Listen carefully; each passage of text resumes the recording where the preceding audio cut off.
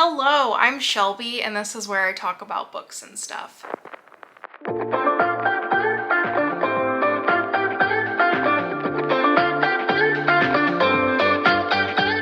So welcome to another wrap-up video. This is my August wrap-up, and this month I read 12 books. It was a really good reading month for me. I have some new top 10 favorites, which was really exciting for me. So let's get into the video. The first book I read this month was Pachinko by Min-Jin Lee. So Pachinko is a multi-generational story about a Korean family living in Japan. So I really loved the story, especially the first half. I mostly liked the story when it was centered around Isak and Sunja, and Sunja's relationship with her sister-in-law Kyunji, and their success together felt like female empowerment and a female-centered story. I unfortunately did begin to lose interest as the book went on and connected to each generation less than the last. I will say that this book is one of the only books that has gotten me to audibly gasp at something that's happened in the book. While this book was beautiful and I really appreciated it educating me on Korean and Japanese history and politics during that time period, I did not really connect with Min-Jin Lee's writing style and found it to be a little bit too expository and detached for my taste. So while I do understand the hype and I think it's a beautiful book, it doesn't quite fall in the love category for me. So I rated this book 4 out of 5 stars. The second book I read this month was The Final Girl Support Group by Grady Hendrix. The Final Girl Support Group is basically about a group of women who inspired 80s and 90s slasher flicks and who are basically the last man or the last woman standing. What I typically get from a Grady Hendrix book is a cast of compelling and interesting characters, outrageous campy humor, and gore that gives me a physical reaction. It's written so well. This book didn't give me any of that. The plot was also not horror or even a thriller until the last 75 to 100 pages. And I have to say that the last 75 or so pages were about the only part of the book that I actually enjoyed. I also have a weird gripe about Grady Hendrix's writing in this book. In all of his other books, he writes it in third person, and I've always found the writing to be good. However, I just did not prefer his writing in first person, specifically in Lynette's voice. I'm not a hardcore slasher film enthusiast, so that could have contributed to the fact that I didn't enjoy this book as much, but I also felt like the so-called slasher elements were pretty much non-existent until the end of the book anyway. Also, a side note that has nothing to do with the writing of this book, but I typically go back and forth between the audiobook and the physical book, and this audiobook had one of the worst narrators I've ever heard. I know that there was a reasoning behind it. It was Adrienne King, who apparently is like the final girl of all final girls. And even though I understand the significance behind that, some actors are just not meant to voice audiobooks, you know? Anyway, I'm so sad that I didn't enjoy this book as much as I was expecting to, because I am such a big Grady Hendrix fan, but yeah, it was a miss for me, so I rated this book 2 out of 5 stars. The third book I read this month was If We Were Villains by M.L. Rio. If We Were Villains is about a man who's gone to prison for murder, and the story is told as a flashback into how he got into this predicament back when he was in this Shakespeare-centered program / degree back in college. So I thought this book was good. I wouldn't say that I loved it because I felt that the pacing was off at times. Specifically, the detailed recounting of the rehearsals and performances really bored me and kind of halted the plot. I know that this book was really written with a theater person / Shakespeare enthusiast reader in mind. And while I would not call myself a Shakespeare enthusiast, I was a former theater kid, so I'm familiar with the performances and rehearsals and the goings-on backstage and the dynamics between the cast. However, I just really didn't want to hear about some of these scenes at that length. I do think that a greater knowledge of Shakespeare probably would have helped me appreciate this book a little more, because I probably would have seen more of a connection between the plot in the book and the plays that the characters were performing in. I will say that the Shakespeare plays that I had read before that were mentioned, I definitely saw a clear correlation. Some of the things that I really enjoyed about the book was, first off, the writing. The writing was concise without being too conversational, which I think is a fine line to walk with first-person narratives. Another thing I found incredibly creative was to structure the book in the same way you would with a play, with acts and scenes rather than parts and chapters. Without giving away any spoilers, I did see the plot twist coming. However, I didn't see what happened at the very end coming, even though I totally should have based off of the final play they were a part of. Also, personal opinion, I have to say that I did not understand Oliver's actions at the end. Not that I couldn't understand a world where a character like that would have that specific motive, but that I didn't see why he specifically did that. I know that's super vague, but I'm trying to be. Anyway, I liked it and I definitely think it's worth your time, but it's not a new favorite for me, so I gave that book 4 out of 5 stars. So the 4th book I read this month was Gideon the Ninth by Tamsin Muir. Gideon the Ninth is about Gideon, who is an orphan and an indentured servant of the Ninth House, and Harrow, who is a necromancer. Harrow's cavalier, or essentially bodyguard, dies, and Gideon is essentially her only other option as a cavalier. So she enlists Gideon to be her cavalier even though they hate each other. There's a lot more to the plot, but I'll leave it at that. So I had a few different reasons why I wanted to read this book. For one, my brother and I are trying to read the Hugo nominated books, and Harrow the Ninth, the sequel in this series, was nominated, so I wanted to read this one first. Also, I've heard people like Reagan from Peruse Project here on YouTube rave about it. I was honestly really skeptical about me liking it because I saw a tagline somewhere along the lines of lesbian necromancers in space. And I'm kind of one of these people that dislikes premises that I find to be hokey, and I definitely thought that premise had the potential to be that. Surprisingly, my issues with the book had nothing to do with that, and I thought that that aspect was done very well. What I really enjoyed about the book was the very clever and funny writing, Gideon as a character and her inner voice, and Gideon and Harrow's relationship. When I started this book, I honestly thought it was going to be a 5-star read for me because, again, I found the writing to be so smart and the beginning had such a strong start. However, in a very short period of time, we are introduced to 8 other houses that are named 1st, 2nd, 3rd, 4th, and so on.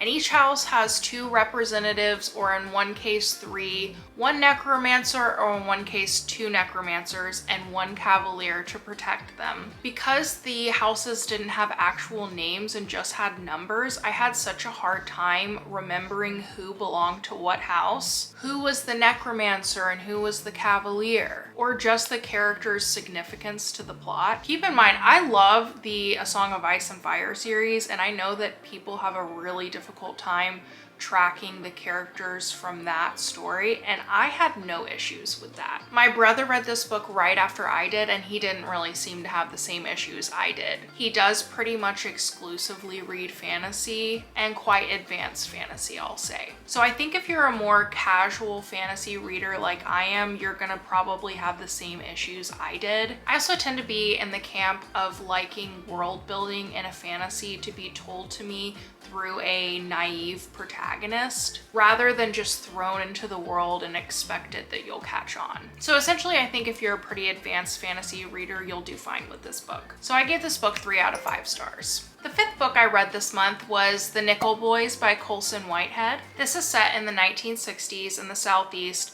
about a black boy that was sent to a correctional school after making a terrible mistake. It's about the terrible abuse the school put the boys through and how it's affected them even years later. Plainly put, this book was phenomenal. I will give the caveat that this story is written in a very expository, journalistic style, and I know that I complained about that earlier with Pachinko, but I think in this case, in this book, it really worked. I do think that that style may not be for some people. However, even though it's written in a very factual type of manner, Colson Whitehead's use of language is incredibly powerful. And not that this is a major accomplishment, because there are lots of books that do this, but this book did make me cry. I'm going to give one more warning and say that this book deals with a lot of Black suffering. Understandably, a lot of Black people in particular are tired of consuming content like that. And I'll just go ahead and say to skip this one if that's something you're not interested in. But I gave this book 5 out of 5 stars. The 6th book I read this month was Beach Read by Emily Henry. Beach Read is about a romance / women's lit author and a more serious literary fiction author that are neighbors in a small beach town. I'm really frustrated because I actually filmed a reading vlog for this book and the next book, but I unfortunately accidentally deleted the majority of the footage. So, yeah.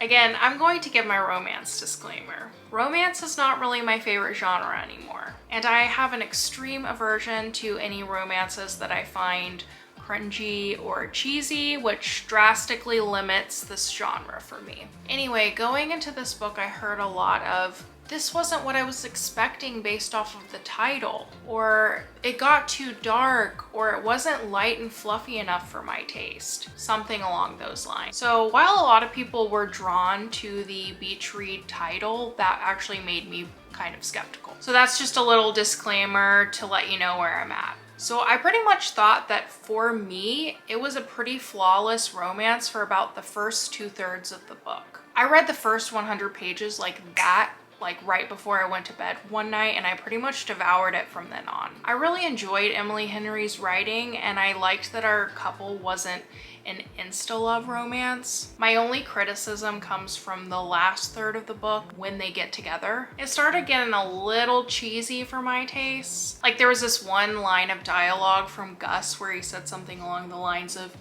"You're so beautiful, you're like the sun." And I was like, Also, without giving any spoilers away, they introduce a plot line at the end of the book that was completely unnecessary and didn't add anything to the story. But overall, I had such a good time reading it. It was such a page turner, and I highly recommend it.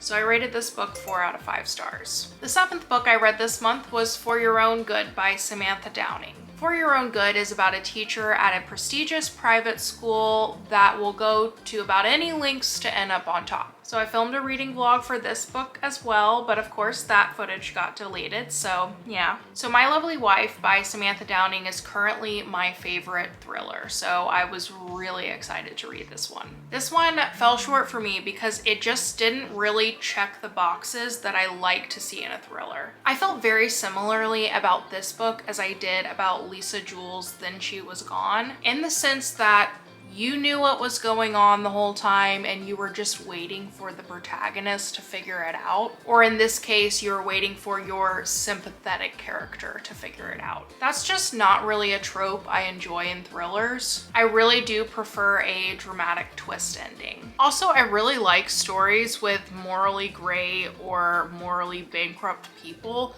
but I like those stories when the author somehow gets you to root for them, not when you just hate them the whole time. So having a main character that was an awful person that you didn't root for in any way just made me not invested in the story, and I was just kind of waiting for it to wrap up. So it was a fun, easy read, but I was disappointed in the direction Samantha Downing decided to go in this book. So I rated this book 3 out of 5 stars. The 8th book I read this month was Tess of the D'Urbervilles by Thomas Hardy. Tess of the D'Urbervilles is about a peasant woman living in a fictional town in England in the 1800s. That's family believes they may be distant relatives of a noble family. And they sort of pawn out their daughter to this noble family to see if they can get financial support. I don't know if I can say enough good things about this book. I know that last month I said that Dracula was my new favorite classic. Well, guess what? Now this one has taken the top spot. I don't know if it's because I'm not forced to read them or if it's because I'm picking a better selection, but I'm really loving the classics that I've been reading, and this was no exception. One thing that really impressed me about Tess of the d'Urbervilles specifically is typically in classics, I either enjoy them because they're so well written or I enjoy the plot, but I rarely truly feel and care for the characters in classics. In Tess of the d'Urbervilles, I was literally furious for her. She does absolutely nothing wrong. She's a total victim through and through, yet she gets blamed and ostracized for things that simply aren't her fault. If I were in school right now, I would totally write an essay comparing and contrasting Tess of the d'Urbervilles and The Scarlet Letter, because I see a lot of similarities between the two, but it's even worse in Tess of the d'Urbervilles because she's completely blameless. I could literally rant about this book for days, but all I can say is it's so good, please read it. So I rated this book 5 out of 5 stars. The 9th book I read this month was Pet Sematary by Stephen King. Pet Sematary is about a doctor who moves to a college town with his wife and 2 young children to be a doctor at the college infirmary. And in this town, there is a cemetery where the children of the town bury their pets. This book was fantastic. It took a spot in my top 5 for the year. I had seen that Stephen King considered this book his scariest book of all time. And while I haven't read many of his books, it doesn't surprise me because it's certainly the scariest book I've ever read. I actually did a reading vlog of this book, so if you want to see my reactions while I was reading it, I will link it below.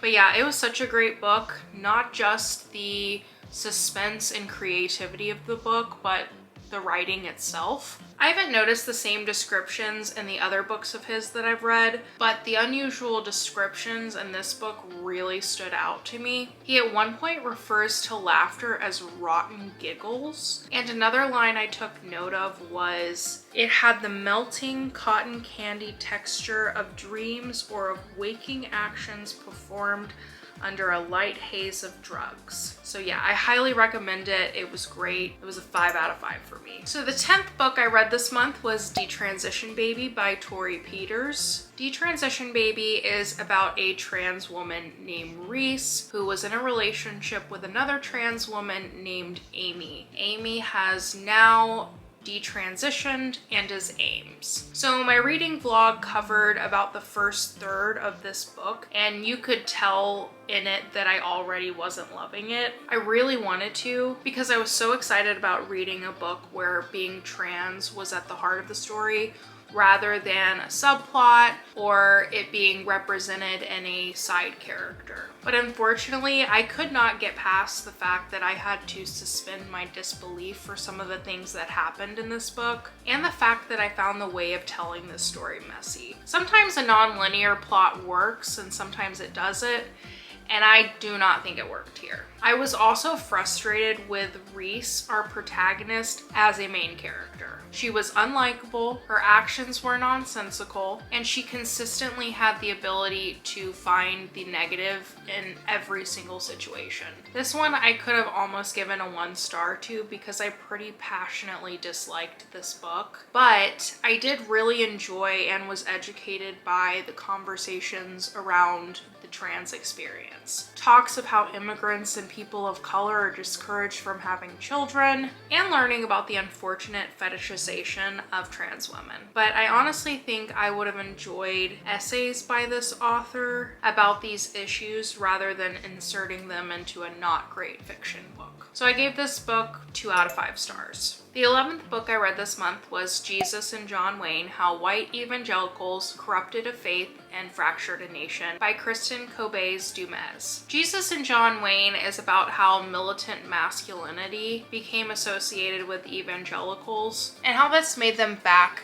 corrupt, immoral political figures like Donald Trump that seemingly don't align with their core values. I personally really connected with this book, being that I grew up in an evangelical household, and now am neither religious nor conservative. I felt like it really delved into the issues I had growing up in the church as a woman, how I felt a constant double standard among other things. I found it interesting that the author has written for other Christian publications and didn't really come from it from an anti-religion point of view, but rather pointing out the hypocrisies and inconsistencies of this group, especially from a political point of view. I'm not sure this will be your cup of tea if you're not interested in religion or politics. And I also did find the middle section a little dry, but altogether a really solid nonfiction read, and I would recommend it to anyone who's interested in the subject matter. So I gave this book 4 out of 5 stars. The 12th and final book I read this month was The Martian by Andy Weir. Simply put, The Martian is about a man that gets stuck on Mars. So I heard nothing but good things about this book, and I think it was slightly overhyped for me. The book to me just felt like a series of unfortunate events that our main character fixed or overcame. And I never saw the movie, so I'm not sure how accurately it followed the plot of the book. But while reading it, I really did feel like it would work better as a movie. One of those movies where one thing after the other happens and you're like, how can they make it?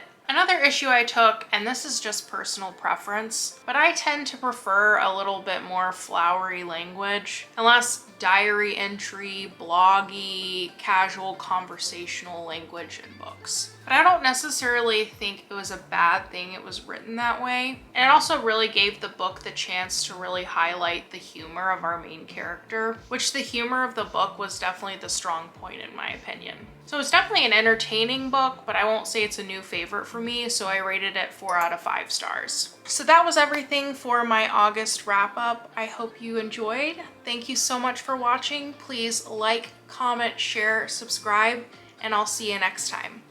Bye!